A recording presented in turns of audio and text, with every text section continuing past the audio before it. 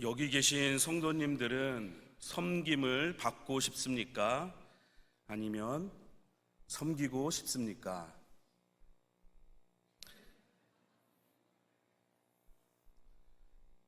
저는 아무 말도 안 했는데 왜 웃으시는지 모르겠습니다. 쉽게 얘기해서 소파에 앉아 TV를 보고 있으면 차려주는 밥을 먹고 싶습니까? 아니면 소파에 앉아 TV를 보고 있는 사람을 위해서 밥상을 차려주고 먹고 나면 설거지를 하길 원하십니까?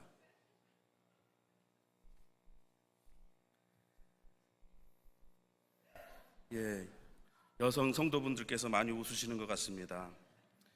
예수 믿는 사람은 섬기는 자가 되어야 하고 종이 되어야 합니다.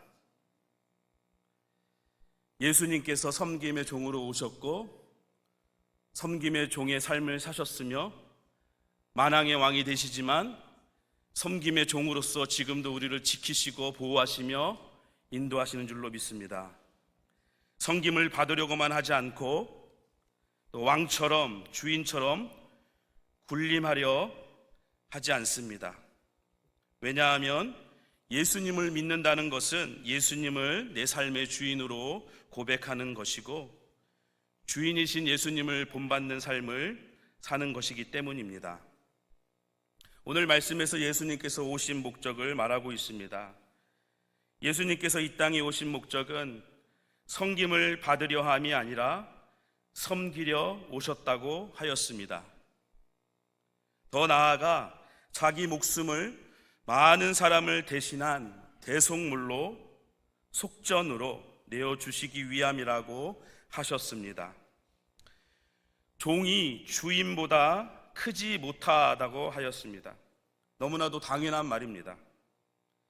그러므로 우리는 예수님의 종으로서 예수님이 그러하셨듯이 우리들도 섬기는 자와 종이 되어야 합니다.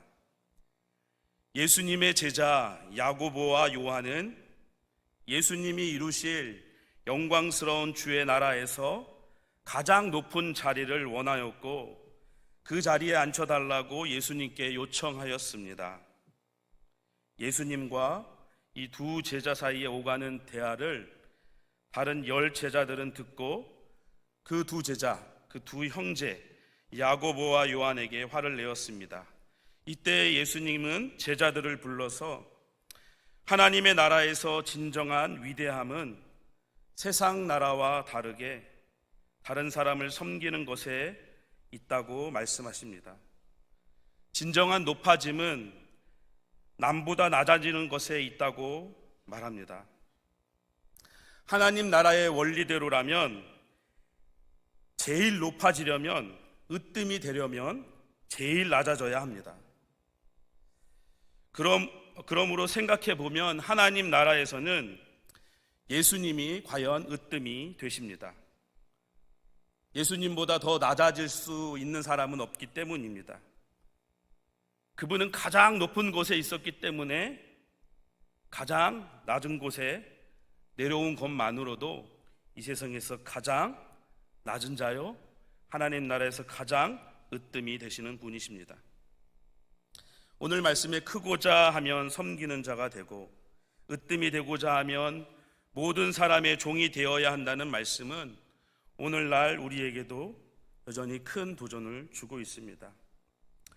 세상을 살면서 누구나 큰 사람, 힘있고 영향력 있는 사람이 되고 싶어 합니다. 하지만 성경은 분명하게 하나님 나라와 세상 나라에서 큰 자는 근본적으로 차이가 있음을 지적합니다. 세상 나라에서는 지배하고 군림하는 자가 큰 자이지만 하나님 나라에서는 섬기는 자가 큰 자임을 분명히 말해주고 있습니다.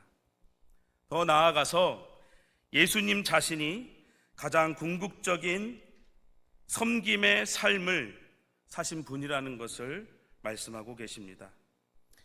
이 시간 예수님의 삶을 통하여서 섬김이 무엇인지, 섬김의 종으로 산다는 것이 무슨 의미인지 구체적으로 살펴보고자 합니다. 섬김이라는 것은 너무나도 대단하여서 굉장히 멀리 있고 어려운 것이 아닙니다. 동시에 손해볼까봐 두려워서 포기할 만큼 가벼운 주제도 아닌 것입니다. 한 걸음 한 걸음 예수님의 발자취를 따라가며 우리는 섬김의 삶을 제대로 살고 있는지 점검해 보길 원합니다. 제일 먼저 섬김은 누군가의 아래에 서 있는 것입니다. 아래에 서 있는 것. 낮은 자리로 내려가는 것입니다. 우리가 잘 아는 영어 단어 understand이라는 단어가 있습니다. 사람을 섬기려면 누군가를 이해해야 하는데 이해하기 위해서는 이 understand이라는 단어처럼 누군가의 밑에, 누군가 아래에 서 있어야 합니다. 예수님은 누군가를 이해하기 위해, 섬기기 위해 낮은 곳으로 오셨습니다. 섬기기 위해서 낮아지셨습니다. 가장 높은 곳에서 가장 낮은 자리로 오셨습니다. 우리가 잘 아는 빌립보서 2장 6절에서 8절 말씀에 그는 근본 하나님의 본체시나 하나님과 동등됨을 취할 것으로 여기지 아니하시고 오히려 자기를 비워 종의 형체를 가지사 사람들과 같이 되셨고 사람의 모양으로 나타나사 자기를 낮추시고 라고 말합니다. 자신은 낮추고 남을 높여주는 것이 예수 믿는 사람의 삶의 원리입니다. 누군가를 섬기기 위해서는 그 사람 밑에 들어가야 합니다. 그 사람 아래에 있어야 합니다. 동등하거나 내가 높다고 생각하면 결코 그 사람을 섬길 수 없습니다. 성경에서는 남을 동등하게 여기라 말하지 않습니다. 빌립보서 2장 3절 말씀에 아무 일에든지 다툼이나 허용으로 하지 말고 오직 겸손한 마음으로 각각 자기보다 남을 낮게 여기라고 말씀합니다. 높게 여기라는 것입니다. 다른 사람이 하나를 잘못하면 나는 세 개를 잘못했고 더 큰 잘못을 했다고 여기는 것입니다. 이렇게 하지 아니하면 예수님께서 지적하신 대로 형제의 눈 속에 티는 보고 있으면서 자신의 눈 속에 있는 들보는 깨닫지 못하는 어리석은 자인 것입니다. 비판과 비난의 자리가 아니라 하나님 앞에서 자신을 돌아보는 자리에 서야 합니다. 다른 사람의 아래에 선다라는 것은 다른 말로 말하면, 쉬운 말로 얘기하면 기다리는 것입니다. 43절에 섬기는 자, 이 단어는 디아코노스라는 헬라어 단어, 종이라는 단어입니다. 섬기는 자, 종. 그리고 45절에 섬김을 받으려, 섬기려, 이 단어는 같은 어근에서 나온 디아코네오라는 단어인 것입니다. 디아코노스, 이 종이라는 단어는 원래 식탁에서 시중 두는 사람을 가리킵니다. 식탁 옆에서 대기하면서 주인과 손님들의 식사를 준비하고 식사를 돕고 그 자리를 정리하는, 여러 잔심부름을 하는, 말 그대로 옆에 서서 대기하고 기다리면서 시중을 드는 것입니다. 시중 들매 첫째는 무엇보다 기다리는 것입니다. 기다리고 기다려야 합니다. 잠잠히 기다려야 합니다. 나서면 안 됩니다. 그러므로 섬기는 자는 무엇보다 기다릴 줄 알아야 합니다. 자신이 하고 싶은 시간에 자신의 방법대로 한다면 그는 이미 섬기는 자가 아니라 섬김을 받는 자입니다. 예수님은 아버지 하나님의 구원의 계획 속에서 자기의 때를 기다리셨습니다. 예수님이 남모르게 어디선가 성인으로 태어나서 짜장 나타나서 십자가에 달린 것이 아니라 아기로 태어나시고 30년이라는 공생애를 사셨고 3년이라는 사역 기간을 거치며 십자가를 향해 나아갔고 십자가에 달려 죽을 것을 준비하셨습니다. 하나님의 주권적인 시간과 뜻을 기다렸습니다. 우리도 섬기는 자로 살아간다고 말할 때에 하나님의 때를 기다릴 줄 알아야 합니다. 나의 생각과 혈기가 아니라 하나님의 뜻과 때를 생각해야 합니다. 예수님은 또한 예수를 믿고 구원받은 하나님의 백성된 자들을 끝까지 참고 기다리십니다. 하나님의 백성된 자들, 그들은 의롭다 칭함을 받고 법적인 의인이요 양자가 되었지만 여전히 옛 모습과 죄 가운데 머무르고자 하는 자들이 성령으로 새롭게 되어가는 그 성화의 과정 가운데 하나님은 참고 기다리십니다. 요한계시록 3장 20절 말씀에 볼지어다 내가 문 밖에 서서 두드리노니 누구든지 내 음성을 듣고 문을 열면 내가 그에게로 들어가 그와 더불어 먹고 그는 나와 더불어 먹으리라 말씀하십니다. 예수님은 우리의 마음을 부수고 들어오시는 난폭한 폭군이 아니라 아버지가 죽기를 바라는 마음으로 또 자기의 분깃을 미리 받아 떠나버린 탕자, 허랑방탕하게 모든 것을 탕진하여 가난한 마음으로 다시 집으로 돌아오는 그 탕자를 애타게 기다리시는 아버지이십니다. 언제든지 마음을 열고 돌이켜 다시 돌아오기만을 바라시는 아버지이신 것입니다.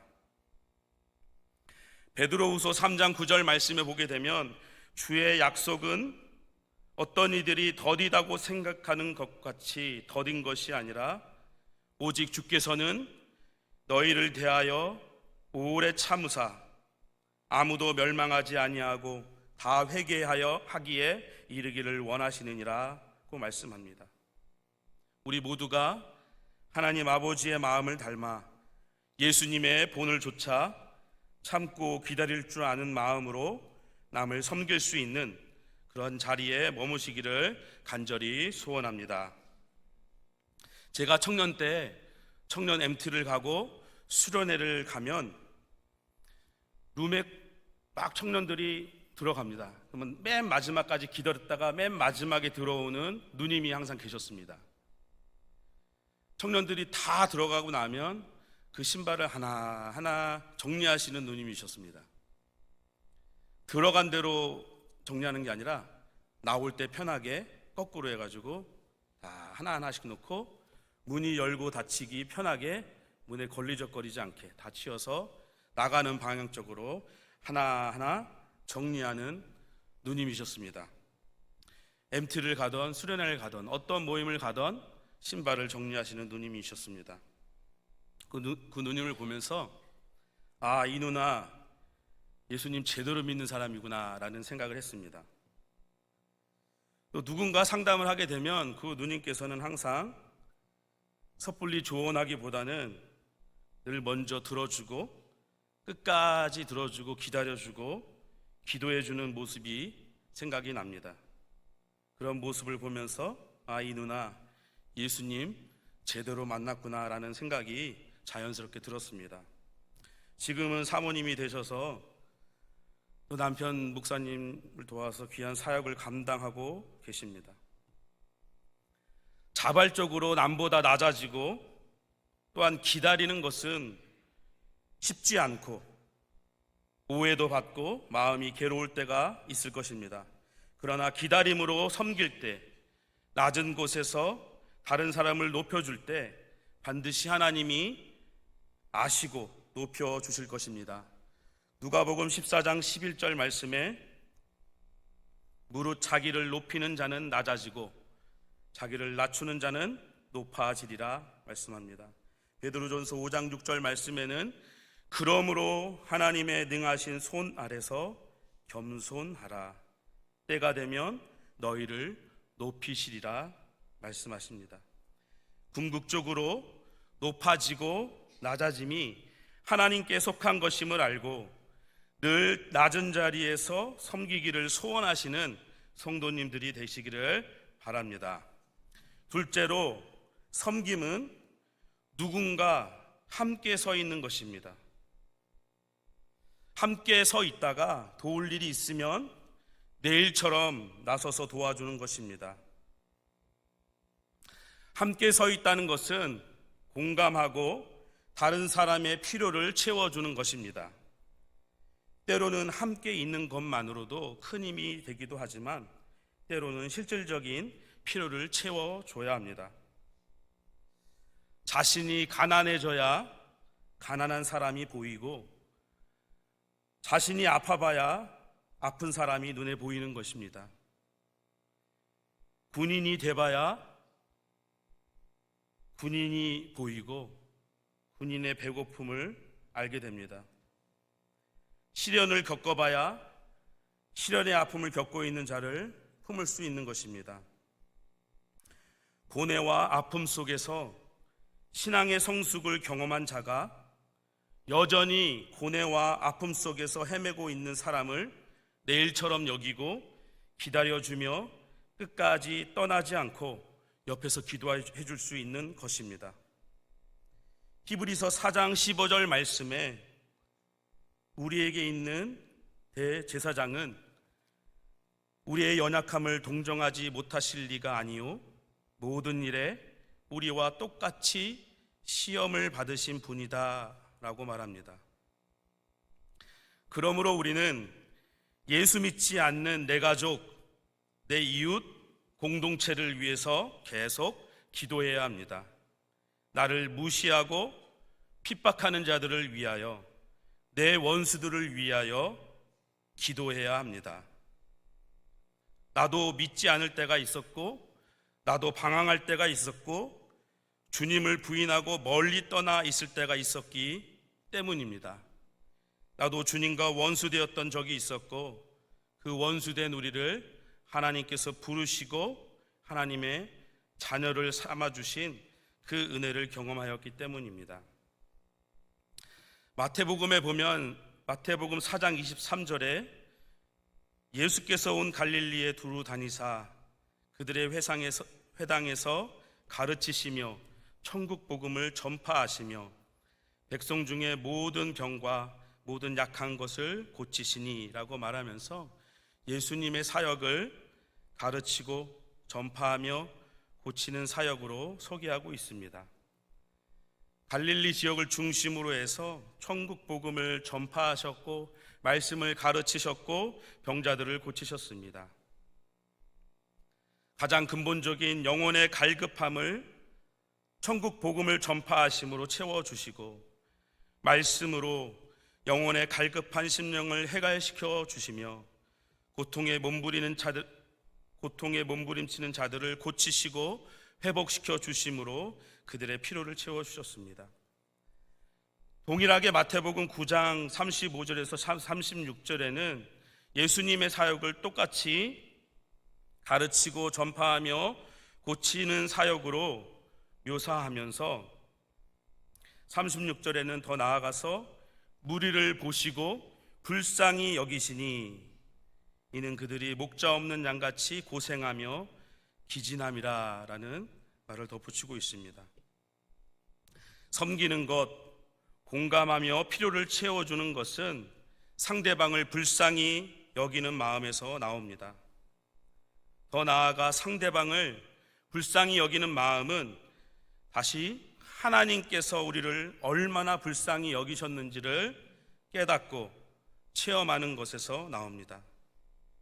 예수님은 나병 환자를 보고 불쌍히 여기셨고 두 눈이 먼 맹인을 보고 귀신 들려 말 못하는 사람을 보고 불쌍히 여기셨으며 죽은 나사로 무덤에 가셔서 심령이 부통히 여기시고 불쌍히 여기사 눈물을 흘리셨다고 말합니다. 또한 주님은 하나밖에 없는 아들을 잃은 과부를 보시고 불쌍히 여기셨다라고 말합니다. 예수 믿기 전 우리는 암흑 속에 살았고 끝없는 고통과 수치 속에서 살아가야 했지만 우리를 불쌍히 여기시고 사랑하사 죄로부터 구원하여 주시고 자녀 삼으신 놀라운 은혜를 찬양하지 않을 수 없는 것입니다. 남을 불쌍히 여기고 그들의 아픔에 공감하며 그들의 필요를 채워주는 것, 이와 같이 주님의 본을 따르고 말씀에 순종할 때에 반드시 고난과 어려움이 닥칩니다. 예수님께서도 하나님의 뜻을 순종하며 나아갈 때 그 길이 자동적으로 평탄해지지 않았습니다. 고난과 핍박이 심해졌고 종교 지도자들은 그를 죽이려고 하였습니다. 십자가에 매달리는 순간 끝까지 순종하려고 할 때 사랑하는 모든 제자들이 떠나가는 수치와 수모를 감내해야만 했습니다. 섬김은 함께 서 있는 것이고 필요를 채워주는 것입니다. 분명 반드시 해야 할 선한 일임에도 불구하고 그 자리는 결코 편안한 자리가 아닙니다. 그러나 다시 한번 이 어렵고 험난한 길, 섬김의 길이 하나님의 뜻임을 기억하고 확신해야 될 줄로 믿습니다. 베드로전서 3장 17절 말씀에 선을 행하고 고난받는 것이 하나님의 뜻일진데 라고 말합니다. 어느 날 한 남편이 매일같이 설거지하는 아내를 불쌍히 여기는 마음으로 큰 마음을 먹고 설거지를 하겠다고 나섭니다. 평소에 안 하던 남편이 설거지를 하니까 아내가 가만히 있지 않고 그냥 내버려둬도 될 텐데 한마디 거둡니다. 물을 잘못 먹었나? 몸에 와이러노 합니다. 한참 설거지를 마무리하다가 거품에 미끌려서 아내가 그토록 아끼는 접시를 깨트립니다. 여기서도 가만히 있으면 되는데 그럴 줄 알았다. 왜 안 하던 일을 하다가 하면서 조롱하며 핍박을 합니다. 마음을 추스리고 다시 설거지를 합니다. 마지막으로 아내가 아끼는 컵의 손잡이를 깨트려 먹습니다. 보지 않아서 다행히 본드로 붙이고 없는 것처럼 선반에 올려놓습니다. 그 컵과 붙여놓은 접시가 아직 선반에 있다고 합니다. 그래도 끝까지 이 남편은 설거지를 잘 마무리하였다고 합니다. 베드로전서 4장 12절에서 13절 말씀을 보게 되면 사랑하는 자들아 너희가 연단하려고 오는 불시험을 이상한 일 당하는 것 같이 이상히 여기지 말고 오히려 너희가 그리스도의 고난에 참여하는 것으로 즐거워하라. 이는 그의 영광을 나타내실 때에 너희로 즐거워하고 기뻐하게 하려 함이라. 믿음대로 살려고 할 때 섬김의 삶을 살려고 하면 고난과 어려움이 반드시 옵니다. 그럼에도 불구하고 즐거워하고 기뻐하라 말씀하십니다. 하나님의 날 여전히 불쌍히 여겨주시고 사랑해 주심에 감사하며 주님 사랑 생각하면 눈물이 나고 말씀 읽다가 가슴을 치며 회개하며 찬양하다 가슴 벅차 오르고 주님을 찬양하는 것입니다. 여전히 나를 기다려주시고 나와 함께 하시며 나의 필요를 채워주시는 예수님의 섬김 때문에 우리 또한 섬김의 자리를 떠날 수 없는 것입니다. 주님 다시 오실 때 즐거워하고 기뻐하게 될 것입니다. 받은 은혜와 긍휼하심을 따라 기쁜 마음으로 사랑하고 섬기시는 성도님들 되시기를 소원합니다. 마지막으로 섬김은 누군가를 위하여 서 있는 것입니다. 섬김은 누군가를 위한 희생으로 완성이 됩니다. 45절 말씀에 예수님의 섬김은 자신의 생명을 많은 사람을 위한 대속물로 주심으로 절정에 이릅니다. 여기서 대속물이라는 단어는 노예나 전쟁 포로의 자유를 사기 위해 지불하는 값입니다. 그러한 의미로 사용되었다고 합니다. 강조점이 여기서 지불된 값입니다. 그러므로 예수님의 섬김을 받은 우리들은 꼭 기억하고 명심해야 될 것이 그분의 생명으로 값을 치러 주셨기 때문에 우리는 하나님의 자녀가 된 것이고 사단의 노예에서 해방되어 하나님 앞으로 인도함을 받은 자들이 된 것입니다. 베드로전서 3장 18절 말씀에 그리스도께서 단번에 죄를 위하여 죽으사 의인으로서 불의한 자를 대신하셨으니 이는 우리를 하나님 앞으로 인도하려 하심이라. 자신의 생명을 내어주고 다른 사람을 살리는 것, 하나님께로 인도하는 것이 섬김의 절정입니다.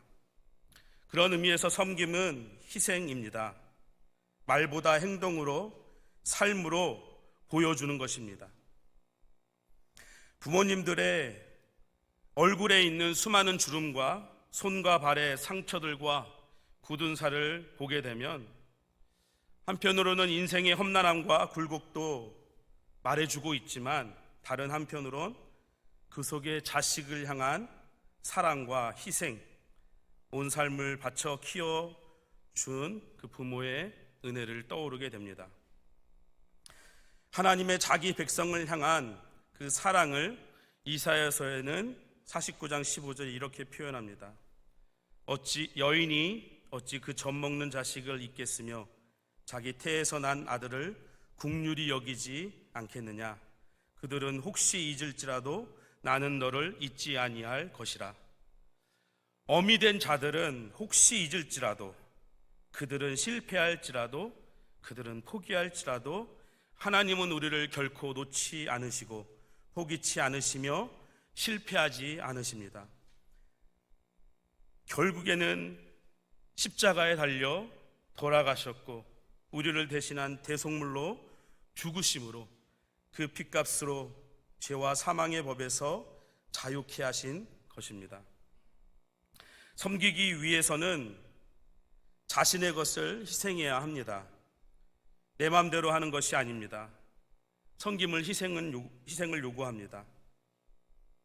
섬김을 위한 희생에 너무 추상적일 수 있기 때문에 섬김을 위한 희생의 가장 또 실질적인 실천할 수 있는 것 하나 말씀드리고 말씀을 마치고자 합니다.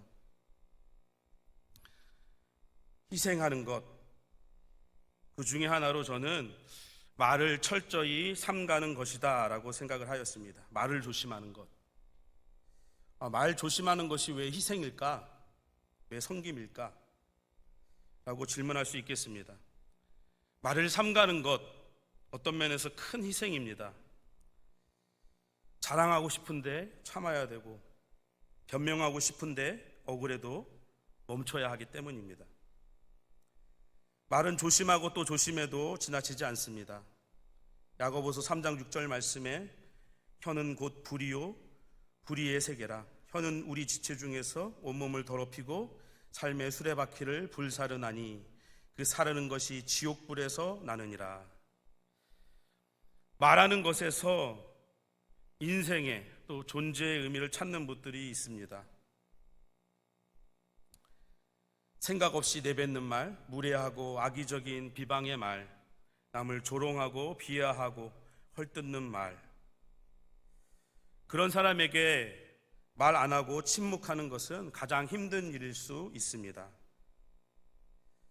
말 한마디로 사람을 살릴 수도 있고 죽일 수도 있습니다.